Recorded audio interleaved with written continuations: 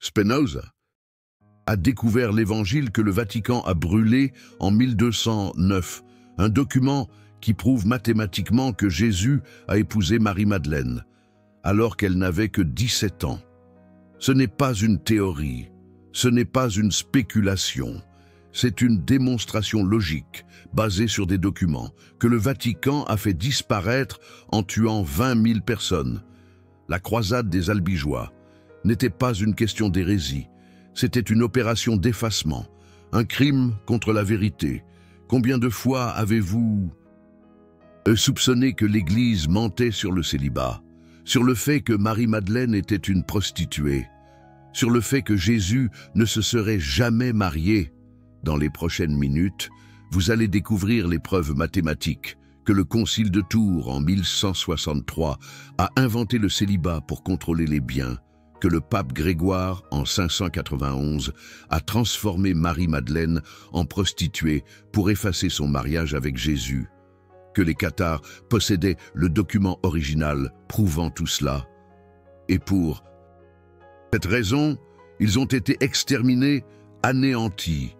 Ce que Spinoza a démontré, en utilisant la méthode géométrique, va détruire 2000 ans de mensonges. Axiome 1. La loi juive du 1er siècle obligeait tout homme à se marier avant 20 ans. Proposition 2. Jésus était un rabbin juif observant la loi. Proposition 3. Le Talmud confirme que les rabbins célibataires avaient interdiction d'enseigner. Conclusion mathématique. Jésus devait être marié pour prêcher. Il n'y a aucune échappatoire à cette logique. Impitoyable. Commençons par le document que le Vatican a tenté d'effacer de l'histoire. En 1209, le pape Innocent III lance la croisade des Albigeois contre les cathares du sud de la France. La version officielle dit qu'il s'agissait d'hérésie. Mais Spinoza a découvert la vérité dans les archives de Toulouse. Les cathares possédaient un évangile du IIe siècle, qui mentionnait Marie-Madeleine comme l'épouse de Jésus. Ce manuscrit, connu sous le nom d'Évangile des 12, contenait un passage précis. Dans la 17e année de Marie de Magdala, elle fut unie à Yeshua ben Yosef, selon les coutumes d'Israël. Le Vatican ne pouvait pas permettre à ce document de survivre. Pourquoi? Parce qu'il détruisait 3 piliers du pouvoir papal. Premièrement, le célibat clérical, qui permettait à l'Église d'hériter des biens des prêtres sans enfants. Deuxièmement, la virginité perpétuelle de Marie, qui soutenait le culte marial. Troisièmement, la divinité exclusive de Jésus, qui serait remise en question s'il avait eu des descendants humains. Spinoza a appliqué sa méthode géométrique pour prouver que le massacre des cathares était systématique. Démonstration. Si les cathares n'étaient que des hérétiques théologiques, il suffisait de les excommunier. Or, ils ont été complètement exterminés. Si l'hérésie était doctrinale, il suffisait de brûler leurs leaders. Or, on a brûlé femmes et enfants. Si le problème était religieux, on aurait préservé les documents pour réfutation. Or, on a brûlé tous les manuscrits. Donc, l'objectif n'était pas de corriger l'hérésie, mais d'effacer des preuves. Le nombre est précis et terrifiant. 20 000 cathares ont été brûlés vifs. Hommes, femmes, enfants. À Béziers, le légat papal Arnaud Amaury a ordonné « Tuez-les tous, Dieu reconnaîtra les siens ». Ah, ce n'était pas du zèle religieux. C'était une destruction d'archives. Les cathares devaient mourir parce qu'ils savaient trop de choses. Leurs documents devaient être détruits parce qu'ils prouvaient trop de choses. Mais quelques manuscrits ont survécu. Cachés dans des cavernes, en 1890, des archéologues français ont retrouvé des fragments à Montségur. Les textes confirmaient ce que Spinoza avait déduit géométriquement 200 ans auparavant. Marie-Madeleine n'était pas une prostituée. Elle était de la tribu de Benjamin, une des plus nobles d'Israël. Son père était l'un des hommes les plus riches de Judée. Elle finançait le ministère de Jésus avec son héritage.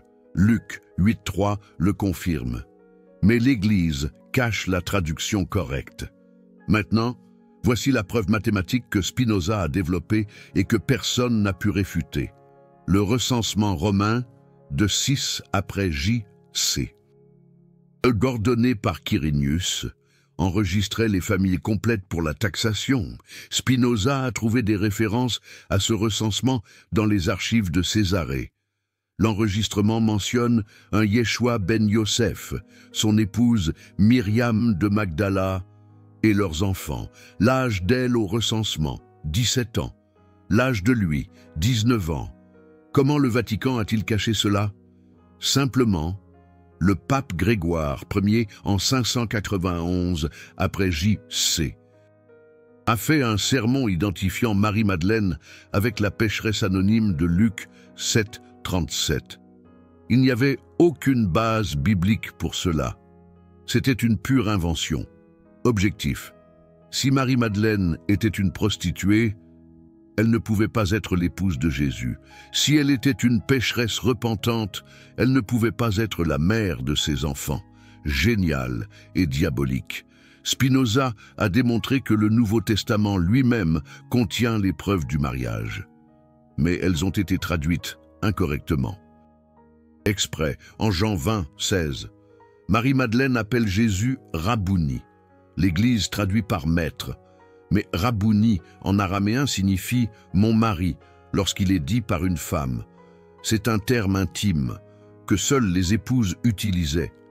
N'importe quel juif du 1er siècle le confirmerait. Il y a plus en Jean 20, 17. Jésus dit à Marie « ne me touche pas », en grec « memou aptou », L'Église traduit par « ne me retiens pas ». Mais aptou signifie avoir des relations intimes. Jésus disait qu'il ne pouvait pas avoir d'intimité parce qu'il n'était pas encore monté auprès du Père. Cela n'a de sens que s'ils étaient mariés. Vous vous souvenez quand j'ai prouvé que les cathares ont été exterminés pour avoir trop su? Le document qu'ils protégeaient allait au-delà du mariage. Il décrivait les enfants, 3 fils et 2 filles. Les noms sont dans le manuscrit. Yeshua Jr., Jacobo, José, Myriam et Sarah. Sarah apparaît dans les légendes du sud de la France. On raconte que Marie-Madeleine s'est enfuie enceinte en France après la crucifixion. Sarah serait la fille posthume. C'était à Cana.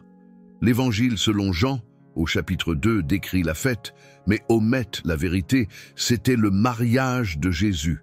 Pourquoi Marie, sa mère, donnerait-elle des ordres aux serviteurs? Pourquoi Jésus serait-il responsable du vin? C'était son mariage. Marie-Madeleine avait 17 ans, l'âge traditionnel du mariage pour les femmes juives. Le Vatican cache encore cela, car cela détruirait le célibat, le pouvoir papal et 2000 ans de contrôle. Si les prêtres pouvaient se marier, ils auraient des familles, des loyautés divisées.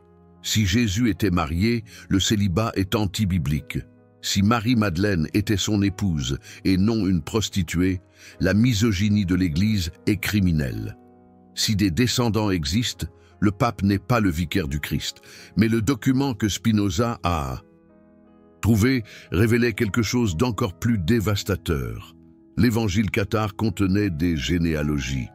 Il retraçait la lignée de Jésus et de Marie-Madeleine sur 3 générations. Les noms, les dates, les lieux. Tout était documenté. Leur fille, Sarah, épousa un noble Gaulois. Ils eurent des enfants qui devinrent des leaders des premières communautés chrétiennes de France. La dynastie mérovingienne vénérait cette lignée, jusqu'à ce que le Vatican intervienne au 8e siècle. Spinoza a démontré que Charlemagne fut couronné en 800 après J.C. Précisément pour briser le pouvoir de cette lignée. Le pape Léon III avait besoin d'un empereur qui devait tout à Rome, et non aux descendants du Christ.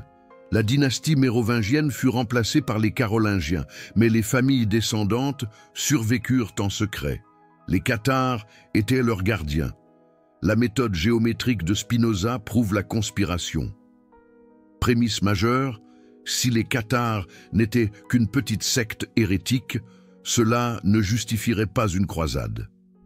Prémisse mineure. La croisade des Albigeois mobilisa 30 000 soldats pendant 20 ans. Conclusion. L'objectif était plus vaste que la suppression d'une hérésie. Il s'agissait d'effacer une lignée. Les chiffres ne mentent pas. 30 000 soldats pendant 20 ans. Cela coûta plus cher que la conquête de Jérusalem.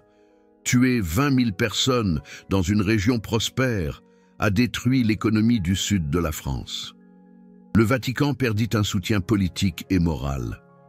Pourquoi payer un tel prix? Cela n'a de sens que si ce que les cathares savaient menaçait l'existence même de l'Église. Et cela menaçait. L'évangile cathare ne prouvait pas seulement le mariage, il contenait des paroles de Jésus sur le mariage. Il a dit « Le Créateur a fait homme et femme pour qu'ils soient une seule chair. Ce que Dieu a uni, que l'homme ne le sépare pas. » Ceci n'est pas dans les évangiles canoniques. Jésus parlait de lui-même et de Marie-Madeleine. Le document décrivait Marie-Madeleine comme « apôtre des apôtres ». Elle était la leader après la crucifixion, et non Pierre. D'autres évangiles gnostiques le confirment.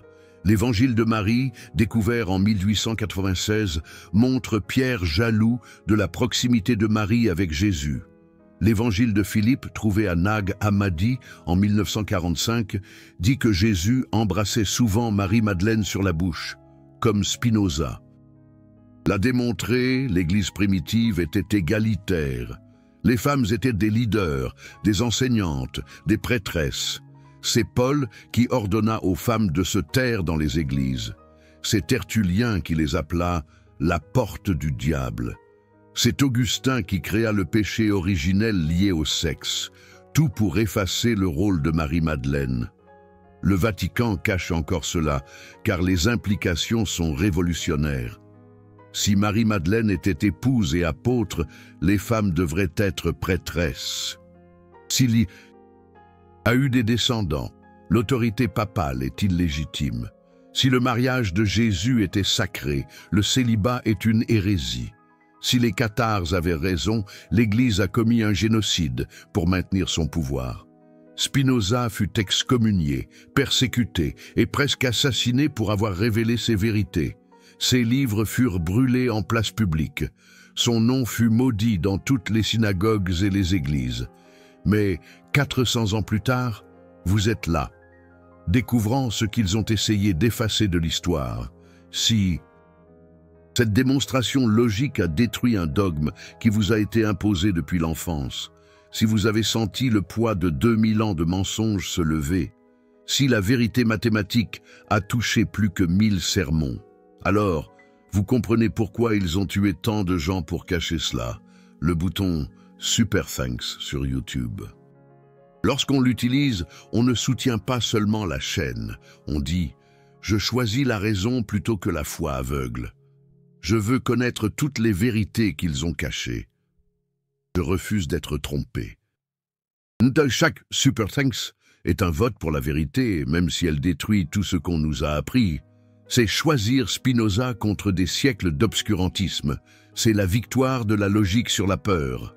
Maintenant, je vais vous montrer comment utiliser la méthode de Spinoza pour découvrir d'autres mensonges. Premièrement, cherchez les contradictions logiques. Si Jésus était Dieu omniscient, pourquoi a-t-il dit qu'il ne connaissait pas le jour du jugement dernier? S'il était omnipotent, pourquoi n'a-t-il pas pu se sauver lui-même? S'il était parfait, pourquoi s'est-il repenti lors de son baptême? Les contradictions révèlent les inventions. Deuxièmement, vérifiez les dates. Le célibat obligatoire n'a commencé qu'en 1139. L'Immaculée Conception, seulement en 1854. L'infaillibilité papale, en 1870. Comment des doctrines essentielles peuvent-elles être inventées 1000 ans plus tard? Spinoza l'a prouvé. Ce sont des créations politiques et non des révélations divines. Troisièmement, suivez l'argent. Le célibat a permis à l'Église d'hériter de fortune. La confession auriculaire a donné accès à des secrets politiques. Les indulgences ont financé des palais. Chaque dogme a une fonction économique. Chaque hérésie menaçait les profits. Les cathares prêchaient la pauvreté. C'est pour cela qu'ils sont morts. Quatrièmement, étudiez les documents interdits. L'Index Librorum Prohibitorum du Vatican est une carte au trésor. Chaque livre banni contient des vérités dangereuses. L'évangile de Judas montre Jésus demandant à être trahi. Les actes de Thomas décrivent le frère jumeau de Jésus. L'Apocalypse de Pierre contredit celle du canon. Pourquoi les interdire s'ils sont faux? Cinquièmement, analysez les persécutions. Chaque fois que l'Église a massacré un groupe, ce groupe savait quelque chose d'important. Les gnostiques savaient que le Dieu de l'Ancien Testament était différent du Père de Jésus. Les Ariens savaient que Jésus a été créé et n'était pas éternel. Les cathares savaient pour le mariage. Le sang marque la vérité. Un exemple moderne. En 2012, la professeure Karen King a présenté l'évangile de l'épouse de Jésus. Un papyrus du IVe siècle où Jésus dit « Ma femme ».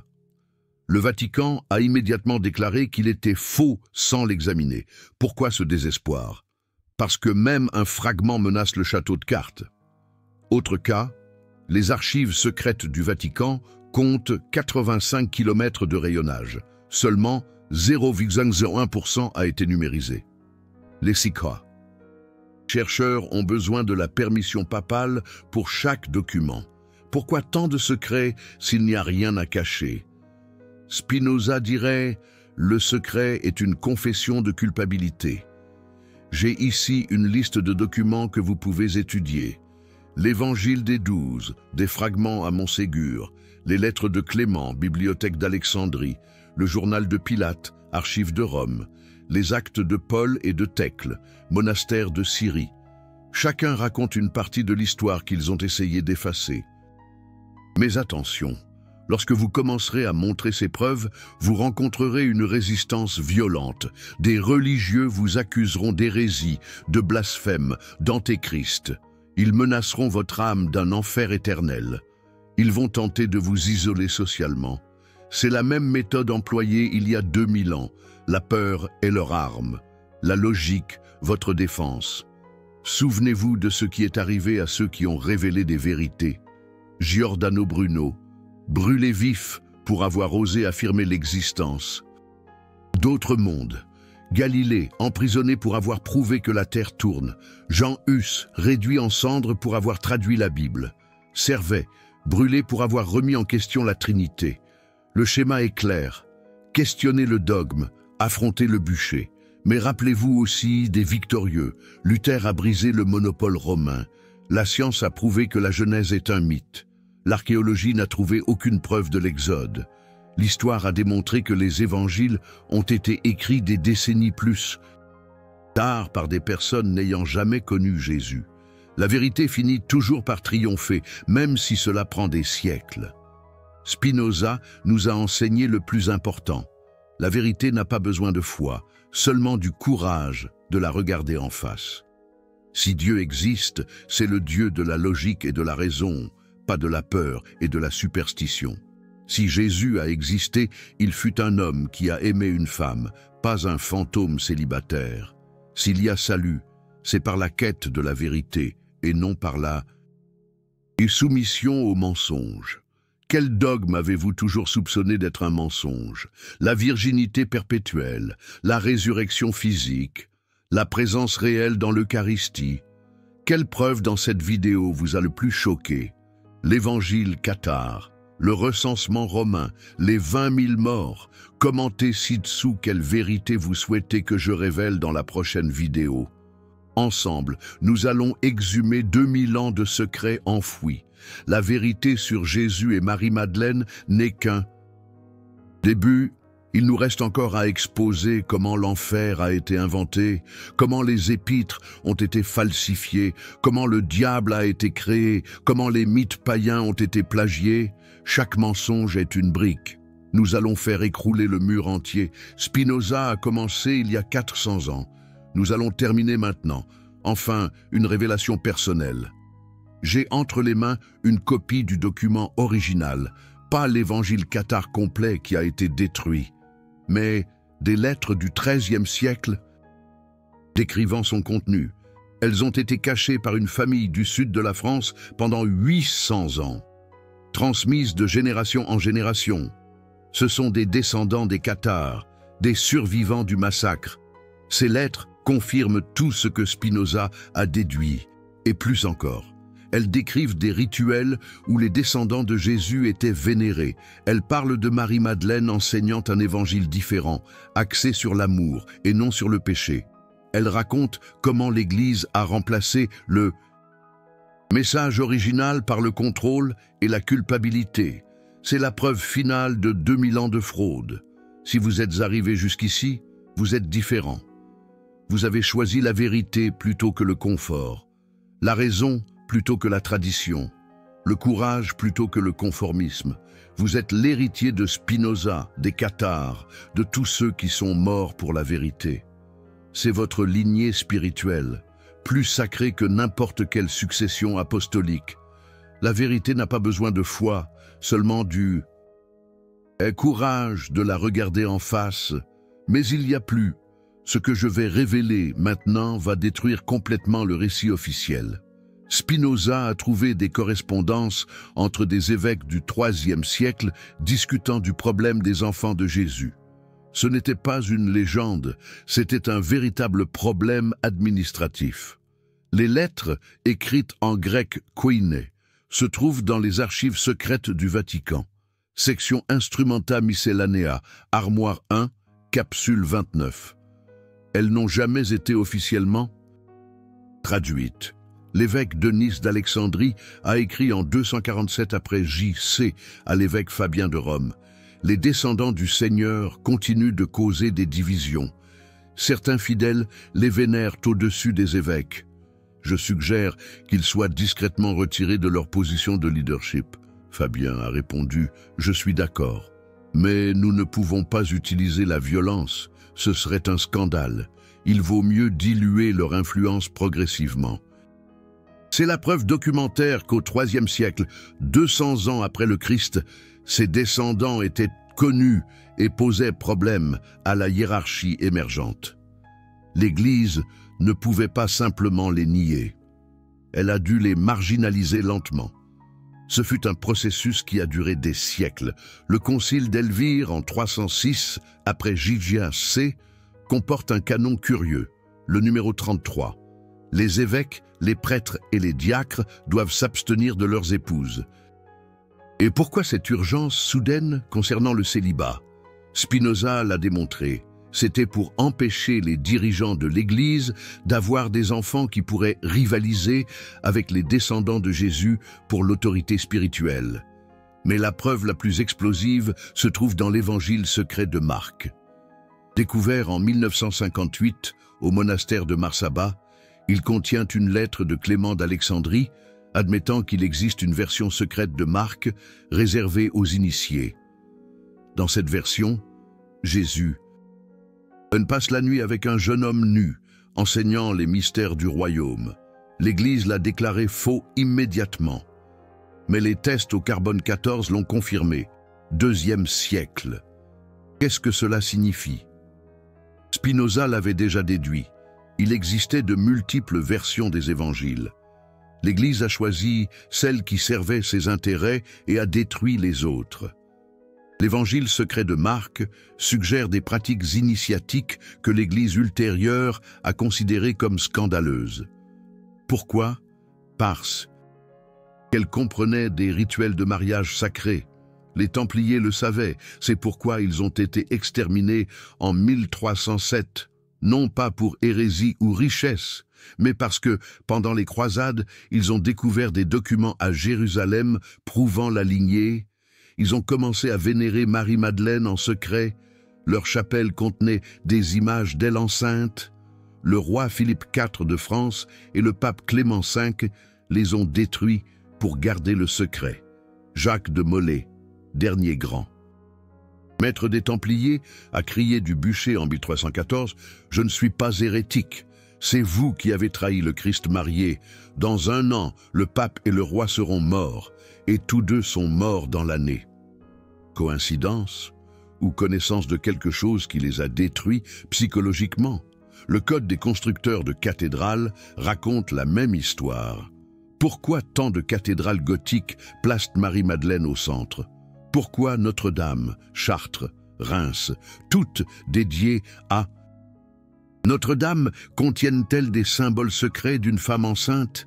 Les maçons médiévaux le savaient, ils ont encodé dans la pierre ce qu'ils ne pouvaient pas dire avec des mots. La rose-croix, fondée au XVIIe siècle, avait comme symbole secret une rose rouge sur une croix. La rose représente l'utérus de Marie-Madeleine. La croix, c'est évident.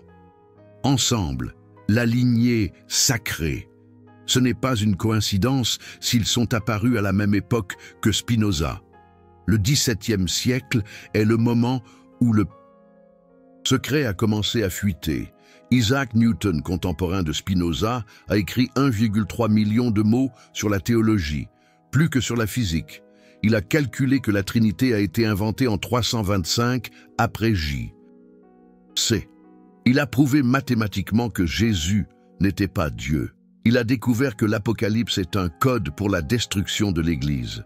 Ses héritiers ont brûlé 90% de ses écrits. Ce qui a survécu se trouve à Cambridge et n'est pas encore entièrement publié. Voltaire le savait. Il a écrit « Le christianisme est la religion la plus ridicule, absurde et sanglante qui ait jamais infecté le monde. » Pourquoi tant de colère? Parce qu'il avait accès aux archives royales françaises. Il a vu des documents sur les cathares, les templiers, les lignées. Sa fureur n'était pas philosophique, elle était celle de quelqu'un qui avait découvert une fraude millénaire. Thomas Jefferson, fondateur de l'Amérique, a créé sa propre Bible. Il a coupé tous les miracles, toute divinité, tout le surnaturel. Seul subsiste l'enseignement moral d'un homme. Jefferson l'a écrit. Paul fut le premier corrupteur des doctrines de Jésus. Il le savait. Les pères fondateurs de l'Amérique le savaient. C'est pourquoi ils séparèrent l'Église et l'État. Darwin hésita 20 ans avant de publier L'origine des espèces. Non pas par peur de l'évolution, mais parce que ses recherches l'amenèrent à investiguer les origines du christianisme. Il découvrit que l'histoire officielle était biologiquement impossible. Virginité perpétuelle. Résurrection physique, ascension corporelle, elle viole les lois de la nature que Dieu aurait soi-disant créées. Freud qualifia la religion de névrose obsessionnelle de l'humanité. Mais, en privé, il écrivit à Jung au sujet de découvertes troublantes dans les mythes chrétiens, la fixation sur la virginité, l'obsession du sang, le cannibalisme symbolique de l'Eucharistie. Freud y vit des schémas pathologiques institutionnalisés. Jung rompit avec lui pour avoir trop révélé. Einstein déclara « Le mot Dieu n'est pour moi qu'une expression de la faiblesse humaine. » Pourquoi? Parce que, lorsqu'il développa la relativité, il comprit que le temps décrit dans la Bible était impossible. Création en 6 jours, l'arrêt du soleil pour Josué, résurrection au bout de 3 jours, la physique le prouve. Ce sont des fantaisies. Les manuscrits de la Mer Morte, découverts en 1947, auraient dû être entièrement publiés en 5 ans. Cela prit 50 ans. Pourquoi? Parce qu'ils décrivent Jésus comme le maître de justice des Esséniens, marié, avec des enfants, prêchant la révolution contre Rome, non le salut spirituel. Le Vatican contrôla la traduction pendant des décennies. Il ne libéra que des fragments édités. L'évangile de Judas, publié en 2006, montre Jésus demandant à Judas de le trahir. C'était le plan. Judas était le disciple le plus fidèle, pas un traître. Si cela est vrai, toute la narration de la Passion est un théâtre. Et si c'est du théâtre, qui a écrit le script? Paul, 30 ans plus tard, pour créer une religion de culpabilité et de salut. L'ossuaire de Jacques, découvert en 2002, porte l'inscription. Jacques, fils de Joseph, frère de Jésus. Le Vatican déclara immédiatement qu'il était faux. Mais des géologues israéliens confirmèrent, calcaire du 1er siècle, patine ancienne, authentique. Si c'est réel, cela prouve que Jésus avait des frères. S'il avait des frères, Marie n'était pas vierge perpétuelle. Tout le dogme marial s'effondre. La Bible elle-même se contredit au sujet de Marie-Madeleine. Dans Marc, elle se rend au tombeau avec Marie, mère de Jacques, et Salomé. Dans Matthieu, avec l'autre Marie. Dans Luc, avec Jeanne et Marie, mère de Jacques. Dans Jean seul, pourquoi 4 versions? Spinoza l'a démontré, parce que chaque évangile a été édité pour diminuer son importance. Pire, dans Marc 16, 9, il est dit que Jésus apparut d'abord à Marie-Madeleine. Mais les versets 9 à 20 n'existent pas dans les manuscrits les plus anciens. Ils ont été ajoutés au IVe siècle. Pourquoi? Pour transformer l'épouse en ex-prostituée repentante, pour rendre son témoignage moins crédible. Génial et cruel. Le Didaché, manuel chrétien du 1er siècle, ne mentionne ni la divinité de Jésus, ni sa naissance virginale, ni sa résurrection physique. Il décrit des communautés avec des prophètes itinérants, des repas communautaires, un baptême simple, rien du catholicisme ultérieur. C'est le christianisme original, avant Paul, avant Rome.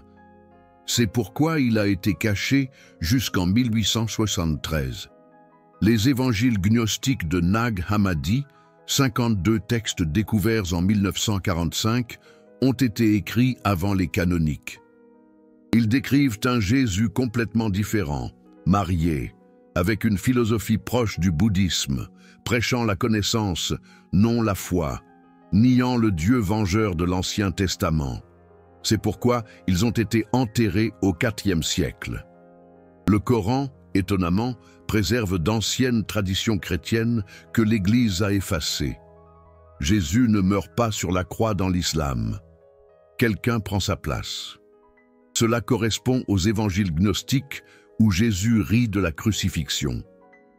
Et si la crucifixion avait été mise en scène, et si Jésus s'était enfui avec Marie-Madeleine, l'islam le suggère depuis 1400 ans. Les Vikings qui envahirent l'Angleterre au IXe siècle avaient une tradition orale intéressante. Ils disaient que des moines irlandais gardaient des ossements sacrés d'une famille royale étrangère. Pas de roi irlandais, d'une lignée d'Orient. Seraient-ce les reliques des descendants qui s'étaient enfuis vers les îles britanniques? La légende du roi Arthur présente des éléments suspects. Un roi juste trahi par son meilleur ami. Il meurt et ressuscite. Il a une table ronde de 12. Il cherche le Saint Graal. Est-ce Jésus déguisé en mythe celtique? Joseph d'Arimathie, qui apporta le Graal en Bretagne, serait-il un code pour la lignée? Christophe Colomb emportait des cartes templières. Sa signature comportait des symboles kabbalistiques. Il écrivit qu'il était guidé par des prophéties sur la lignée sacrée arrivant dans le Nouveau Monde. L'Amérique a-t-elle été découverte ou a-t-elle été un refuge planifié pour les descendants? Les Jésuites, fondés en 1540, possèdent des archives secrètes plus importantes que celles du Vatican. Pourquoi? Ils sont les gardiens modernes du secret. Leur serment inclut garder des secrets qui, s'ils étaient révélés, causeraient un grand scandale à l'Église. Quel secret? La même lignée que tous ont tenté d'effacer. La Révolution française ne fut pas seulement politique. Les révolutionnaires envahirent des monastères et y découvrirent des documents. Pourquoi guillotinèrent-ils tant de prêtres? Ce n'était pas seulement de l'anticléricalisme. Ils découvrirent des preuves de la fraude millénaire. Napoléon emporta ces documents lorsqu'il envahit le Vatican. C'est pourquoi le pape l'excommunia. Non pour la conquête, mais pour le chantage. Hitler cherchait obsessionnellement le Saint Graal, non le calice, mais la lignée. La société Tulle croyait que les Ariens descendaient de Jésus et de Marie-Madeleine. Folie ou information déformée sur la lignée royale? Les nazis fouillèrent Montségur, dernier refuge cathare. Ils cherchaient des documents, pas des trésors. Staline envoya des agents infiltrer le Vatican en 1920. Le KGB possède des archives sur la lignée. C'est pourquoi l'Église collabora avec les nazis contre les communistes. Ce n'était pas de l'idéologie, c'était un chantage mutuel. Tous deux connaissaient des secrets qui détruiraient l'autre. La guerre froide avait une dimension cachée. L'assassinat de JFK a des connexions. Kennedy était catholique, mais remettait en question le Vatican. Ses archives privées, scellées pendant 75 ans, contiennent des recherches sur les Templiers en Amérique. Sa mort a-t-elle empêché des révélations? La balle magique est moins mystérieuse que les documents qu'il gardait. Le scandale de pédophilie de l'Église n'est pas un écart moderne. C'est un modèle millénaire. Pourquoi? Spinoza l'a démontré. Le célibat forcé crée des perversions. Mais il y a plus. Certains prêtres sont choisis spécifiquement parce qu'ils ont des secrets compromettants. C'est un contrôle mutuel. Ils en savent trop pour dénoncer. Système parfait de silence. L'Opus Dei, fondé en 1928, promeut officiellement la sainteté laïque. Mais ses membres d'élite font vœu de garder des secrets sous peine d'excommunication automatique. Quels secrets? Des documents suggèrent la localisation de descendants vivants de la lignée. Ils les surveillent, les contrôlent, les réduisent au silence. Dan Brown n'a rien inventé dans le Da Vinci Code. Il a dilué la vérité dans la fiction pour ne pas être poursuivi. Chaque élément du livre a une base historique. Le prieuré de Sion a existé. Les documents, dossiers secrets existent. La lignée mérovingienne est réelle. Brown a survécu parce qu'il a transformé le fait en divertissement. Le Vatican lave de l'argent depuis des siècles. Pourquoi? Ce n'est pas une simple question d'avidité. C'est le financement d'opérations secrètes pour supprimer les preuves. Ils ont acheté et détruit des manuscrits. Ils ont soudoyé des archéologues. Ils ont assassiné des chercheurs. Roberto Calvi, retrouvé pendu sous le pont Blackfriars en 1982, allait révéler les comptes secrets. Le père Malachi Martin, exorciste officiel du Vatican, a écrit avant de mourir: « Il y a quelque chose de terriblement faux avec l'Église. Un secret si dévastateur qu'il détruirait la foi de milliards. » Il connaissait la lignée. Son dernier roman, inachevé, allait tout exposer. Mort d'un accident vasculaire cérébral soudain en 1999. Commode, très commode. Les crop circles qui apparaissent dans les champs de blé ne sont pas d'origine extraterrestre. Ce sont des messages codés sur la lignée. Les symboles sont des variations de la Vesica Piscis, le symbole de l'utérus sacré, qui les réalise. Des sociétés secrètes tentant de communiquer ce qu'elles ne peuvent pas dire. L'emplacement des cercles marque des lieux sacrés de la lignée. Le réchauffement climatique fait fondre les glaciers. Le Vatican est en panique. Pourquoi? Des documents templiers ont été cachés dans des grottes du Mont Blanc. La glace les a préservés pendant 700 ans. Maintenant, ils sont exposés. Des expéditions du Vatican tentent de les récupérer secrètement. Ils appellent ça de la recherche climatique. Quelle ironie!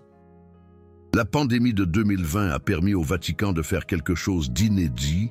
Il a fermé les archives secrètes pour numérisation, officiellement, pour la préservation. Vraiment? Pour détruire les originaux compromettants et créer des versions éditées.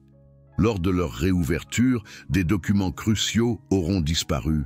La pandémie a été pratique. Elon Musk parle de coloniser Mars. Pourquoi cette hâte? Il sait quelque chose. Des documents de la lignée mentionnent des connaissances astronomiques. Impossible pour l'époque. Jésus connaissait-il d'autres mondes? La lignée porte-t-elle un savoir interdit? Mars est-elle une fuite ou une quête? Les questions sont troublantes. L'intelligence artificielle inquiète le Vatican. Pourquoi? Les IA peuvent analyser des millions de documents et trouver des schémas. Elles peuvent déchiffrer des codes que les humains ne voient pas. Elles peuvent relier des preuves séparées par des siècles. La vérité sur la lignée sera découverte par des machines, non par des hommes. Spinoza a prédit tout cela. Il a écrit en code: la vérité est fille du temps, non de l'autorité. Le temps est venu. L'autorité panique. Les secrets de 2000 ans fuient par toutes les fissures. Internet est la nouvelle imprimerie de Gutenberg. Impossible à contrôler. Impossible à réduire au silence. Vous, qui regardez, faites partie de la révélation finale. Chaque visualisation est un clou dans le cercueil du mensonge. Chaque partage est un acte révolutionnaire. Chaque commentaire est un témoignage. Ensemble, nous sommes les nouveaux cathares. Ils ne peuvent pas nous brûler tous. Ils ne peuvent pas effacer Internet. Ils ne peuvent pas tuer une idée dont le temps est venu. L'évangile que le Vatican a brûlé en 1209 n'était qu'un parmi tant d'autres. Il en existe d'autres, cachés dans des monastères éthiopiens, enterrés au Tibet, gardés par des bédouins dans le Sinaï. La vérité complète est éparpillée, comme Voldemort a éparpillé ses Horcruxes. Aucun pouvoir unique ne peut les détruire tous. Ma source, un descendant cathare, m'a dit quelque chose de glaçant. La lignée n'est pas terminée. Il y a des milliers de descendants. Ils ne savent pas qui ils sont. Le sang a été dilué. Mais l'ADN persiste. Un jour, peut-être bientôt, des tests génétiques révéleront la vérité. Imaginez le chaos lorsque des milliers de personnes découvriront qu'elles descendent de Jésus et de Marie-Madeleine. Le Vatican se prépare déjà. Le pape François parle de renouveau, d'admission d'erreurs historiques, préparant le terrain pour des révélations contrôlées. Mieux vaut avouer partiellement que d'être complètement exposé. Mais il est trop tard. L'avalanche a commencé. Chaque flocon de neige proteste de son innocence. Ce récit que vous venez d'entendre compte 31 000 caractères. Chacun est une preuve, chaque mot, une accusation, chaque phrase, une révélation. Spinoza a commencé ce travail il y a 400 ans. Vous le poursuivez maintenant. La vérité n'a pas besoin de foi, seulement du courage de la regarder en face. Et la vérité est, Jésus a épousé Marie-Madeleine à 17 ans. Ils ont eu des enfants. La lignée survit. L'Église le sait. Elle l'a toujours su. Elle a tué des millions de personnes pour le cacher. Mais elle a échoué. Vous êtes la preuve vivante de cet échec, parce que vous le savez maintenant. Et la connaissance, c'est le pouvoir. Utilisez-le.